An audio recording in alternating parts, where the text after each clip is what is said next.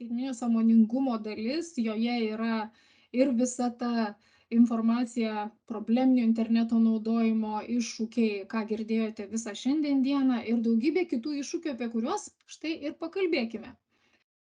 Trumpai norisi apie skaitmeninės etikos centrą pasakyti. Mes įsikūrėme prieš trejetą metų su tikslu, kad kiekvienas, kuris jungiasi prie interneto, turėtų galimybės, būtų įgalinti pasirūpinti ir savo vaikų gerovę skaitmeniniame pasaulyje. Esame nevyriausybinių švietimo organizacijų tinklo nariai ir ne tik tai dalinamės, tokiom naujienom, žiūrime aplinką, stebime Lietuvą, kitų šalių situaciją skaitmeninės erdvės srityje, kokios naujienos, kas vyksta, ir patys dalinamės, bet turime ir tokią labai stacionarią skiltį, kuri skirta tėvams ir globėjams. Tiesiog temomis yra sudėta informacija, kur galima užėjus rasti ir įžvalgų, ir kažkokių faktų, ir tiesiog kažkokių netgi, idėjų pokalbio pradžiai, tarkim, kaip dabar ekrane galite matyti. Ar ne, nes iš tikrųjų su vaikais, tarkime, apie pornografiją kalbėtis nėra labai paprasta, suprantam, žinom, esam irgi mamos, su rimtai kūrėme šitą centrą ir vedinus tokio poreikio išjausto, kad tikrai turėtų būti viena vieta, viena aiški, vienas langas, kur atsidarai ir tu žinai, kad informacija yra ir patikrinta, ir mokslu grįsta, ir kažkam tikrai dar rūpi. O rūpi štai dideliam būriui. Iš tikrųjų, mes turime tokią ekspertų komandą, kurie palaiko, iš tikrųjų dalinasi tuo, kuo tik tai gali, veda pirmyn irgi šitą centrą ir tą poreikį edukuoti visuomenę supranta labai panašiai, tai mes tikrai galime sakyti bendraminčiai, džiaugiamės, kad turime tokį stiprų palaikymą, kai kuriuos veidus šiandien jau ir matėte iš šitos komandos. Pradžiai norisi susitarti, tai technologijų apskritai nedemonizuojame. Ir nemanome, kad reikėtų tikrai mesti viską pro langą ar kur nors sunaikinti, tada gyventume taip, kaip seniau gyvenome. Aš dar tikrai esu tos kartos atstovė, kur puikiai atsimenu, kaip mes, atleiskit, be technologijų raktas ant kaklo ir pro duris ir kažkaip susirasdavom ir draugus, ir tėvus, ir namus. Tai gal ir buvo neblogai, ar ne? Tai nemanom, kad štai toks kelias turėtų būti kaip sprendimas šitų iššūkių. Veikiau priešingai, manome, kad technologijos keičia mūsų gyvenimus dažnu atveju gerą ir reikėtų tiesiog galbūt tokio požiūrio tam tikro, kitokio, įdėmesnio, kritiškesnio, drauge sąmoningesnio, kad mes jomis ir naudotumėmės kažkaip paprasčiau.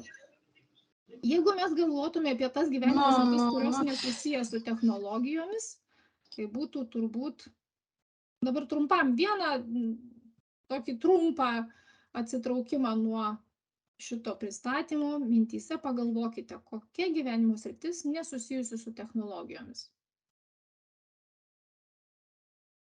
Parašykite į chatą, jeigu norit, jeigu iškart gimsta mintis, bet gali būti sunku sugalvoti.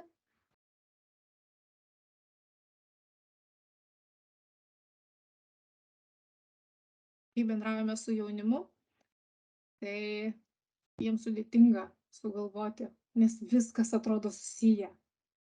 Visiškai viskas. Mes esam tokioj tikrai naujoj realybėj, kur galime stebėti, tarkime, ar ne, štai praneša vaiko teisių apsaugos ir įvaikinimo tarnyba, kad vaikai tėvus tarnyboms apskundžia dėl vėlai vakare iš jų paimto kompiuterio ar telefono. Aštrėja kova tarp vaikų ir tėvų dėl išmanių prietaisų, ar ne? Jiems tikrai, jie gimė tame amžiuje, kai technologijos jau buvo, jiems tai yra dalis jų egzistencijos, jų kūno, tarsi jų kūno pratęsimas, rankos pratęsimas, kur tikrai jie turi turėti. Tai čia prieiname prie tos vietos, kur labai norėčiau, kad aptartume plačiau tas rizikas internete, kurias, sakėm, apžiūrim iš visų pusių, susipažįstam, kas tai per žvėris, žinom, kaip čia išvengti, kaip apeiti, peršokti, kad nesusidurtume, ar ne.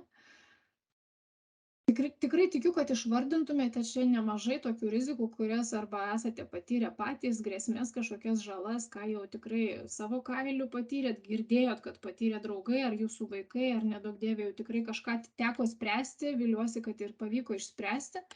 Štai Jungtinės karalystės dokumentas, baltoji knyga, interneto grėsmių žalų baltoji knyga. Tai yra daugiau negu 100 puslapių dokumentas, kalbantis vien tik tai apie įvairiausias grėsmės, kuris čia štai karalienės intencija, karalienės tokiu teigimu, 2 ministerijų parengtas, buvo pristatytas parlamentui, tai buvo 19 metai, buvo konsultuojamasi su visuomenė, buvo atliktas toks labai rimtas pratimas, tikrai įvardintos krūva grėsmių ir rizikų, be jokių vyniojimų į vatą sutarta, nuspręsta, parašyta, kas turėtų prisiimti atsakomybę, kas turėtų būti daroma, kam priskirta ta atsakomybė. Bet dabar grįžkime prie tų rizikų ir štai kokios ten rizikos vardinamos. Čia ekranuose matote kažkiek iš tų rizikų, tai nėra visos. Peržvelkite. Kas telefono ekranuose, aš gal jums galiu įgarsinti, čia gali būti labai mažas šriftas jums, tai tarkime, tą, ką būtumėt gal vardyje, ar ne, vaikų galimybė prisijungti prie netinkamo turinio, bauginimas, dezinformacija, pornografija, bet yra ir tokių kaip ginklų priekyba, iš kalėjimų įkeltas turinys, smurtinis turinys, savęs žalojimo propagavimas, ekstremistinis turinys, šiuolaikinės vergovės rizikos, teroristinės veiklos, ekstremali pornografija, ne? Ir yra daug kitų, ir matome, probleminis interneto naudojimas yra viena irgi iš tų rizikų, kuri irgi dokumente yra įvardyjama. Jeigu galėtume klausti klausimą, tai kas yra atsakingas, kad mes visi tų rizikų kažkaip nepatirtume ir kad tikrai saugiai naudotumėmės internetu, štai kaip tie patys Jungtinės karalystės ir sprendimų priėmėjai šitam dokumente rašo, mes norėtume, kad mūsų piliečiai visame pasaulyje būtų patys saugiausi, kai kalbame apie buvimą internete. Gana tikrai ambicingas tikslas ir gera stebėti, kaip jie juda šitoj kelionėje. Tai kasgi atsakingas galėtų būti? Dažnai gyvuose mokymuose mes iškart čia jau bendraujam, tai pasigirsta aš pats. Na, kas dar turbūt galėtų būti atsakinga, nu tai va tie sprendimų priėmėjai, ar ne? Paskui galim prieiti prie to, kad ko gero ir ugdymo įstaiga, ir verslas, kuris tiekia mums ir produktus, ir paslaugas, galėtų būti atsakingi. Tai iš tikrųjų yra daroma, daug dalykų ir yra jau daroma, galbūt tik tai bėda, kad truputį jie tarsi eina iš paskos, žingsnis ar keli žingsniai vejasi. Technologijos atėjo, kažkas nutiko ir tada reikia sprendimų, kurie eina ir bando pavyti. Tai yra čia Europos komisijos pristatomas skaitmeninių paslaugų aktas, kur irgi labai svarbi žinia apie tai, kad rūpinamasi, kad pagrindinės žmogaus teisės būtų saugomos internete, ir tai yra irgi rimtas dokumentas, šiais metais priimtas, turės būti ratifikuotas šalyse narėse. Svarbus yra aspektai minimi ir tikrai labai čia buvo minčių, kad net gal ir Amerikos sprendimų priėmėjai gal kažkiek su pavydu žiūri, kad jau čia tas dokumentas pas mus atsirado, nes ten irgi yra įvairiausių bandymų ir įvairiausių pastangų ir reguliuoti, ir riboti, ir saugoti. Čia tai tik tai dar vienas pavyzdys, kokiam aukštam lygyje klausimai guli.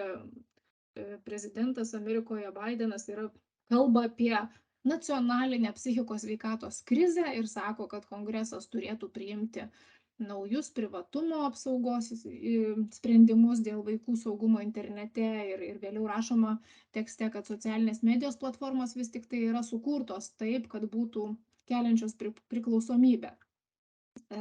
Prancūzijos prezidentas draugė su pirmąja ponia irgi sako, kad tai yra labai svarbus aspektas ir tėvų kontrolės mechanizmai turi būti įrenginiuose ir prioritetas dėl vaikų saugumo yra mūsų darbotvarkėse tikrai labai svarbus.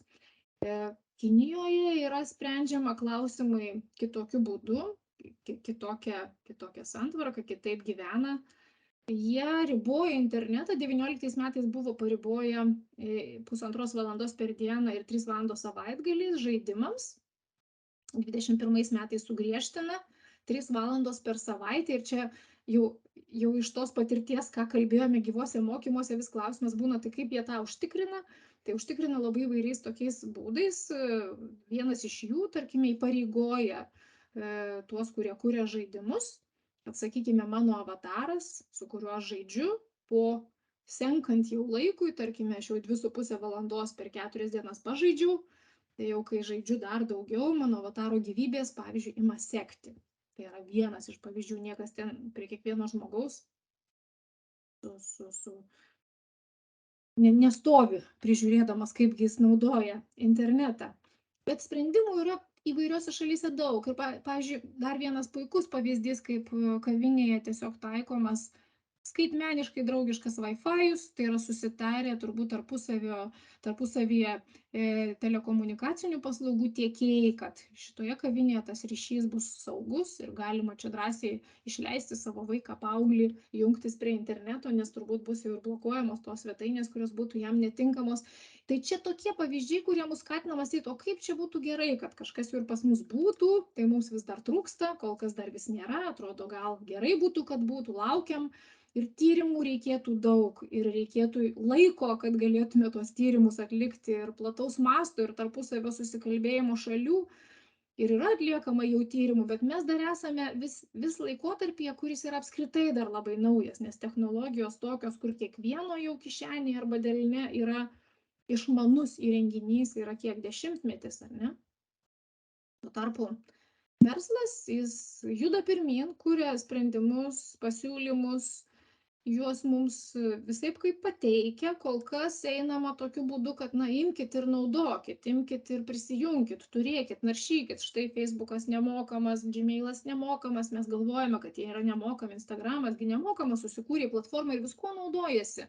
Nėra jie nemokami, mes sumokame, tai yra mūsų laikas ir dėmesys. Ką tai lemia, kai to laiko ir dėmesio paskiriame daugiau, mes jau girdėjome per visą dieną, ką daryti, kad mes atstovėtume, matome, kad yra sunkus tie sprendimai, nes labai įtraukia, o dar kai ir sukurta yra taip, ir algoritmai tokie sukurti, kad stipriai įtrauktų, kad tau pasiūlytų tai, kuo tu tikrai vėl domiesi, kad apie tave labai daug žinotų, informacija yra renkama iš visų pusių. Jeigu aš panaršiau kažko paieškojau, o aš paskui dar ir kažkiek pavaikščiau, laikrodukas irgi fiksuoja, o šitą irgi įsigijo Google Fitbitą, tuoj turi apie mane labai daug žinių ir žino, kada ką man pasiūlyti. Tai iš tikslinės reklamos ir yra didžioji dalis pajamų. O čia ekrane jūs matote tokią reklamą, kur tikrai matom, kad turėtų būti turbūt parašyta priešingai. Ir šitoje vietoje mes ir laukiame tos kitokio požiūrio ir turbūt to kito supratimo apie tai, kad verslas tikrai gali daug ką nuveikti ir labai stipriai prisidėti lengvinant situaciją. Tai kol kas dar to mums reikės lūkuriuoti tokių rimtesnių ir labiau matomų ir stipriai keičiančių kasdienybės sprendimų. Ir aš jums noriu pristatyti, čia šie skaičiai tai nėra, kaip kad būna replikos iš salės, kur komentarai, kad tai gal čia pajamos, gal čia pelnas, gal čia už reklamą gauti pinigai, gal čia visokių būna versijų, tai yra skirtos baudos. Tai yra Europos komisijos baudos visais 3 atvejais skirtos Google, JAV federalinės prekybos komisijos bauda skirta Facebook'ui dėl privatumo taisyklių nepaisymo, WhatsApp'as, Instagram'as, taip pat skirtos baudos čia yra airių institucijų. Ir jos aktyviai irgi veikia, prižiūrėdamos skaitmeninę erdvę. Tai matom, kad tiesiog baudos keliauja už turbūt kažkokius, netitikimus. Google atveju bauda ten su skirtingais žodynais, bet iš esmės ten už tą patį už antimonopolinių taisyklių pažeidimas vis skamba tarp tų aprašymų baudų. Tai štai nusižengė vienus metus, pažeidė taisyklės, keliaujam toliau ir panašiai taip toliau. Tai jeigu dedamės į kažkokį kontekstą tą patį skaičių, 4,3 milijardo 19 metais, jeigu imtume ES šalių narių metinį įnašą ES biudžetą, tai tik 6 šalių įnašai buvo didesni už šią sumą. Kitų šalių įnašai buvo mažesni. Ir kai 21 metų rugsėjo pradžioje išėjo iš Facebook Frances Haugen, ši moteris, kurią matote ekrane, šiame vaizde jinai yra Amerikoje berods ir liudija senate. Tai jinai išnešė daug dokumentų, kurie rodė, kad mes darome vidinius tyrimus, Facebookas žino apie poveikį jaunoms mergaitėms, apie poveikį tiems, kurie naudojasi jaunimas internetu ir Instagramu ir ten kelia savo visokius gyvenimo epizodus ir kaip algoritmai veikia ir mes žinom, kad poveikis yra tikrai stipriai neigiamas ir darom viską vis tiek toliau ir jinai jau nebegalėjo tylėti, išėjo su tais dokumentais ir The Wall Street Journal pirmasis išspausdino krūvą tokių liudijimų ir vėliau jau prasidėjo, jinai skrido į Jungtinę karalystę parlamente liudyti ir po keletą valandų ten tiesiog tokie vieši beje ir internete prieinami yra pokalbiai apie tai ką gi dar platformos žino ir ką daro, tai tikrai atrodo štai, kad norint uždirbti yra vis tik tai nepaisoma mūsų ir psichologinių savybių, priešingai greičiau jos yra išnaudojamos tam, kad būtų pasiektas tas efektas, kuriogi ir norisi platformoms. Tai dabar, jeigu mes pasižiūrėtume istoriškai, šiek tiek žvilgtertume atgal, ar ne, ir matom, kasgi buvo prieš 70 metų, tai irgi buvo taip, kad, imkit, naudokit visi ir buvo čia tikros, iš tikrųjų čia yra tikros reklamos, jų yra pilna ir netikrų internete sklinda, bet ir nėščios moterys galėjo nusipirkti cigarečių vaistinėje nervams nuraminti ir maži vaikai skatinami tėveliams padovanoti ir netgi rūkyti ir bandyti nuo mažumės, tai ilgas kelias buvo nueitas, kol irgi buvo suprastas tas neigiamas poveikis, kol buvo įvardintas, tyrimais patvirtintas ir toliau kiek prevencijos vyksta, ar ne. Ir viena didžiausių pasaulyje baudų žmonijos istorijoje, viena pačių didžiausių buvo skirta kelioms tabako kompanijoms, 246 milijardai eurų turėjo būti išmokėta per 30 metų, kad kompensuoti tą žalą, kurią ilgą laiką ir darė tas kūrimas tokio įvaizdžio, kad čia viskas gerai, viskas puiku.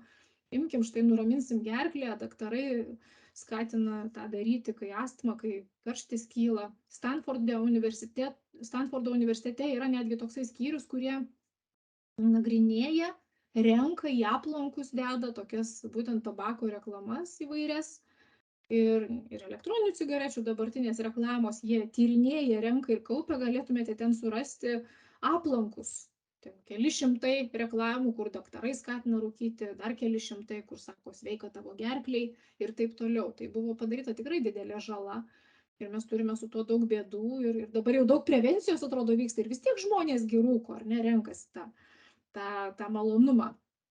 Bet tikrai nebe tokiais mastais, kaip buvo anksčiau, kultūra pasikeitė, dar buvo laikas užeidavai į kavinę, pusė kavinės rūko, pusė jau nerūko, gal kažkas iš jūsų ir atsimenate tuos laikus, paskui jau neberūko iš vis, dabar ir balkonė negali, laiptinė negali rūkyti. Taip keičiasi, situacija keičiasi ir mes tą stebime.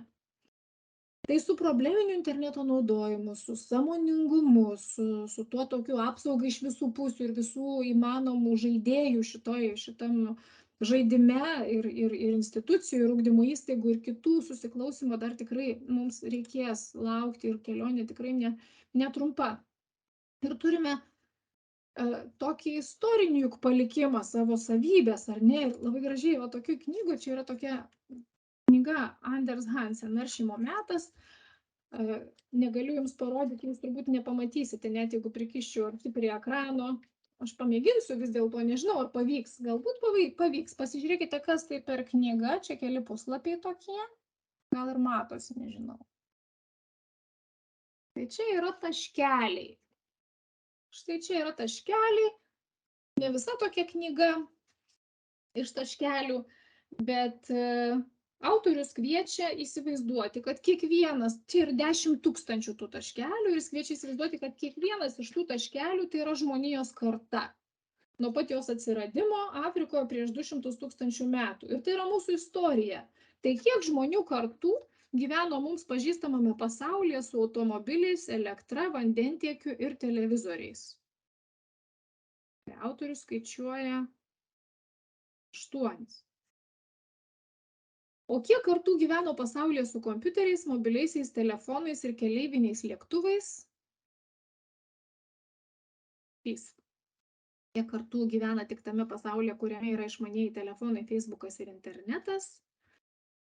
Ir čia jau yra viena karta. Tai matome, kad tikrai esame toje situacijoje, kai mūsų atsakas, kuris susiformavo į tai, kokios žinios mus pasiekia, kaip mums svarbus pripažinimas, kaip reaguojame į raudoną spalvą net, arba kas vyksta, kol mes laukiam kažkokios žinios ar naujienos, kur čia skiriasi tas dopaminas.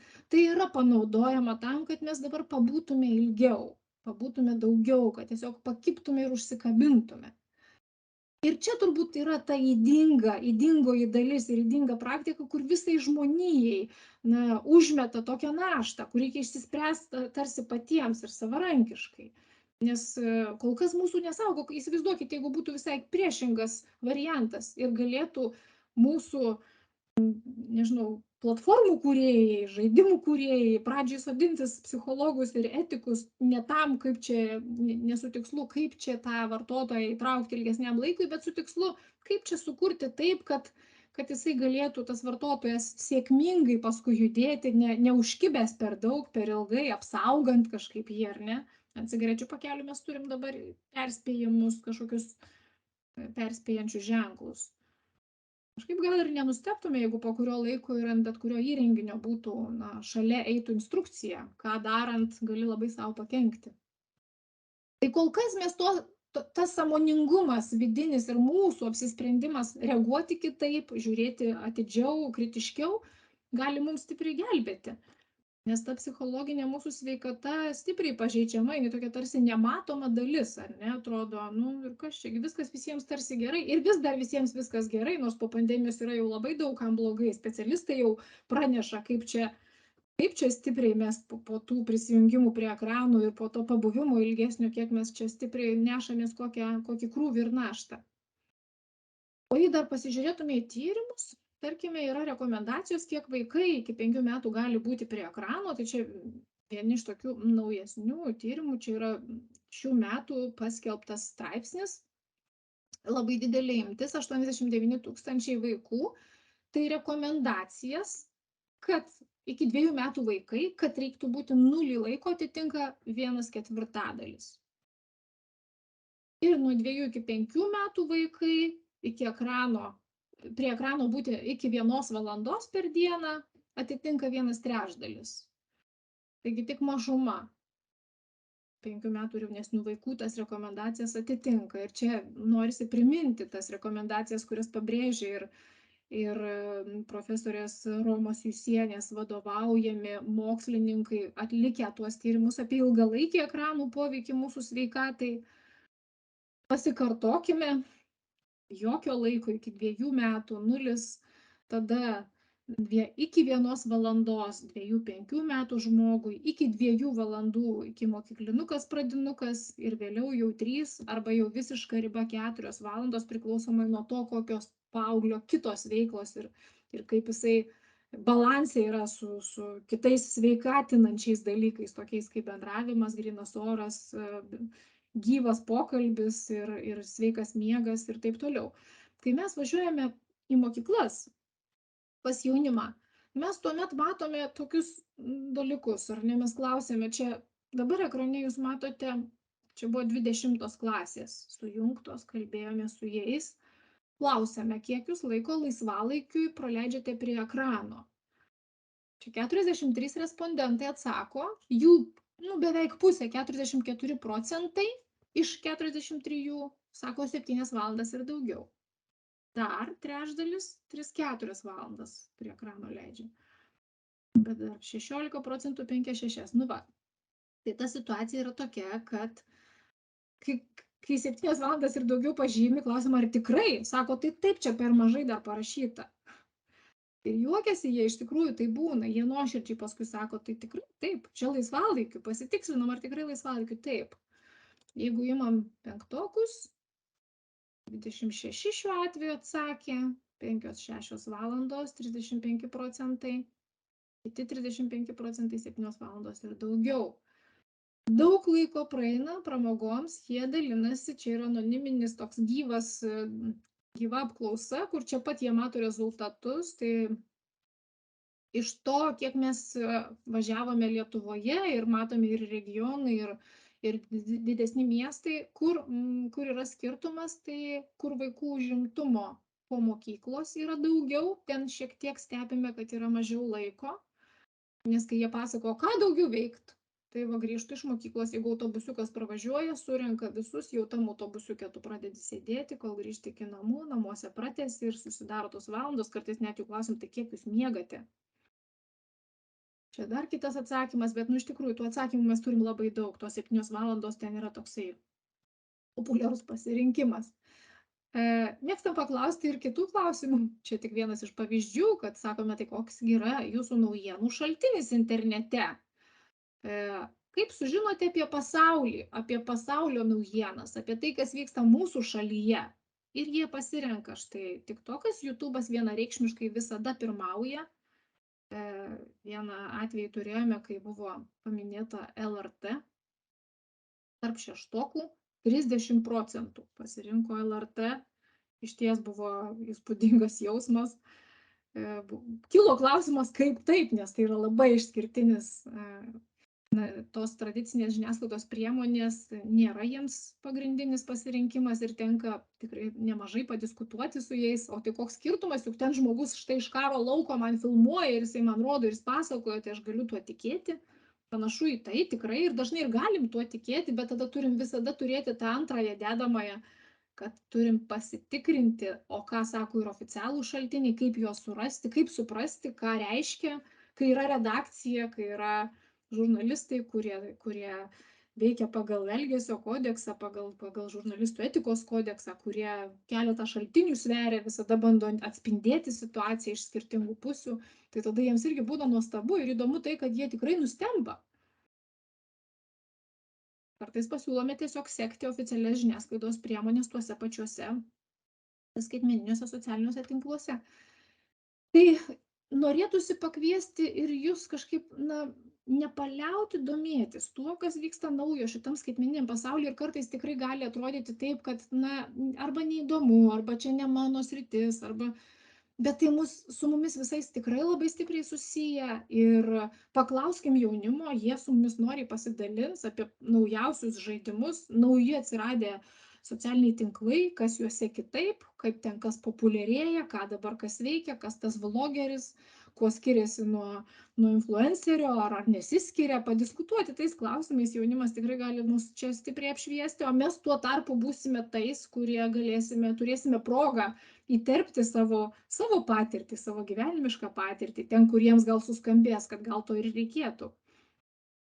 Tai jau girdėjote ir daktaras Julius Neverauskas minėjo apie tą pauzę, tas skaitmeninis detoksas, ar kaip jį bepavadintume, ar tiesiog sustojimas kasdienoje ir pergalvojimas, kasgi man svarbu. Kai apie skaitmeninius įgūdžius sveikus kalbame, tai sakom, vienas iš svarbiausių skaitmeninių įgūdžių ateityje bus gebėjimas periminėti kontrolę, susigrąžinti reguliariai, susigrąžindinėti kontrolę, nes kartais tą kontrolę mūsų laiko ir mūsų gyvenimo paims technologijos ir mes turėtume turėti gebėjimą vėl ją atsiimti. Ir tą galima praktikuoti, vat ir einant į tas tokias pauzes, į skaitmeninį detoksą, atidedant rytinį pirmą kontaktą su telefonu kiek įmanoma ilgesniam laikui, tam, kad galėtume apgalvoti, kas mums tą dieną bus svarbu, kas mane priartins prie mano tikslų, koks mano veiksmas gal vis tik mane stabdo arba atitolina nuo tų mano tikslų ir panašiai. Nepavarkite tartis. Tikrai toks pasiūlymas ir prašymas turime parengę drauge su paramos vaikams centro psichologais tokį šeimos susitarimo šabloną, tai dokumentas.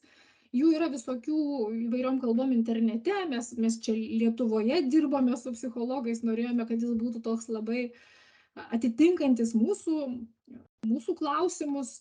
Šeimos gali susitarti dėl taisyklių ir tas taisyklės tarpusavyje kažkaip tai, įvardinus užrašyti, pasirašyti, kiekvienas iš šeimos narių, tada, kai yra taisyklės raštu sutartos, yra truputėlį aiškiau, ar jos yra, ar jų nėra. Nes kartais būna taip, kad tėvai mano, kad taisyklės yra, bet vaikai nemano, kad jos yra, nes matyt, jų gal laikomasi nenuosekliai.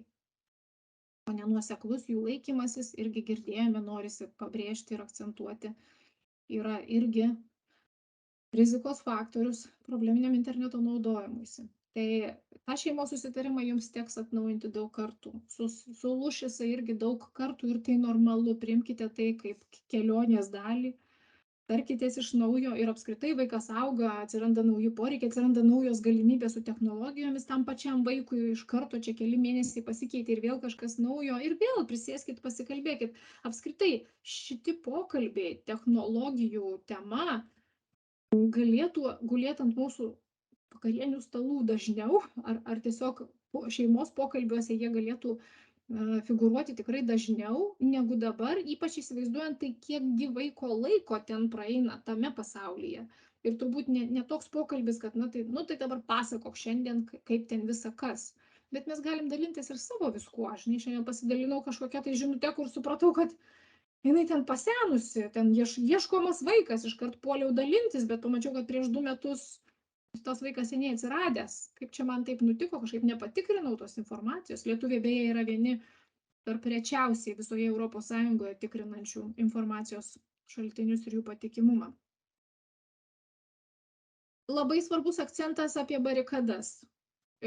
Mes matėme vaikų teisių tarnybos ar nepranešimas, aštrėja kova dėl išmaniųjų įrenginių. Aš kvieščiau nebekovoti, eiti į tą pačią barikadų pusę, mes jau nujaučiam, kiek daug paramos ir pagalbos tiem vaikam iš tikrųjų reikia šitam kelyje, pabūti tais tvirtais gyvenimiškos patirties prisisėmusiais jau ir praktikavusiais suaugusiaisiais, pabūti tais, kurie girdės, kurie tikrai priims. O jie, kai užaugs, kai jau auga, jie spręs labai daug ir itin sudėtingų, tikrai sudėtingų etinių dilemų įvairiausių turime ir dabar jau įvairių sudėtingų sprendimų. Tai kas, pavyzdžiui, ta neapykantos kalba ir kur čia riba tarp saviraiškos laisvės, gal mes turim leisti žmogui reikštis ir kalbėti taip, kaip jisai įsivaizduoja viską, nes tai yra jo teisė taip kalbėti. Kur čia tos ribos, kaip čia nuspręsti? Arba įvairiausios teisė atsijungti po darbo, ar ne, čia kalbant apie naujasias skaitmeninės teisės. Mes dar vieną turime teisę. Nauja teisė yra teisė būti pamirštam. Mes ES tokią teisę turime, pavyzdys, sukūrėme kažkokį verslą, nesėkmingai, verslas sužlugo, paskui dar 3 verslai sėkmingi, bet apie mus ieškant informacijos visada rasiu žinią, kad čia yra tas žmogus, kuris bankrutavo, ar ten jo verslas sužlugo. Mes galime prašyti, kad platforma šitą informaciją naikintų, išimtų, jos neberodytų. Mes tokią teisę visi turime. Tai daug dar jiems tikrai jaunai kartai laukia labai daug labai ypatingų iššūkių. Apie sprendimus jie neturės galimybių pasiklausti mūsų buvusių kartų, nes tai yra nauja realybė, taip kad jiems tikrai nebus labai paprasta. Galbūt tarp jūsų yra tokių žmonių, kurie matėte filmą, kuris vadinasi The Social Dilemma. Tikiu, kad tikrai tarp šito būrio žmonių bus bent keletas mačiusių. Rekomenduočiau jį pažiūrėti ir kitiems. Tai yra 7 Emmy nominuota dokumentika, 2 Emmy gavusi. Ir tai yra filmas apie tai, kaip tos technologijos mus veikia, kaip tas gyvenimas internete, ką jisai padaro su mūsų savijauta ir psichologija. Mes galim numanyti ir nujausti, bet taip tiesiog pažiūrėti iš saugaus tada atstumo ir įvertinti, kaip galbūt aš galėčiau saugotis ir saugoti savo šeimą, savo vaikus, gali būti ir įkvėpimo šaltinis. Kas nematėte, tikrai rekomenduoju. Ir vienas iš šio filmo herojų, Tristan Harris, jis yra išėjęs iš Google ir įkūręs The Center of Humane Technology. Tristan Harris yra įsitikinęs, kad technologijos gali būti humaniškos, gali būti kūriamos atsižvelgiant į mūsų savybės ir nesinaudojant jomis, o priešingai kažkaip padedant mums dar geriau kaip žmonėms, tiems, kurie sukurti iš kaulų, kraujo, kūnų, smegenų, kurios reaguoja būtent taip, eiti saugiai šitų kelių ir nebūti naudojamiems tam, kad būtų kraunama pelno kuprinė vis pilnesnė.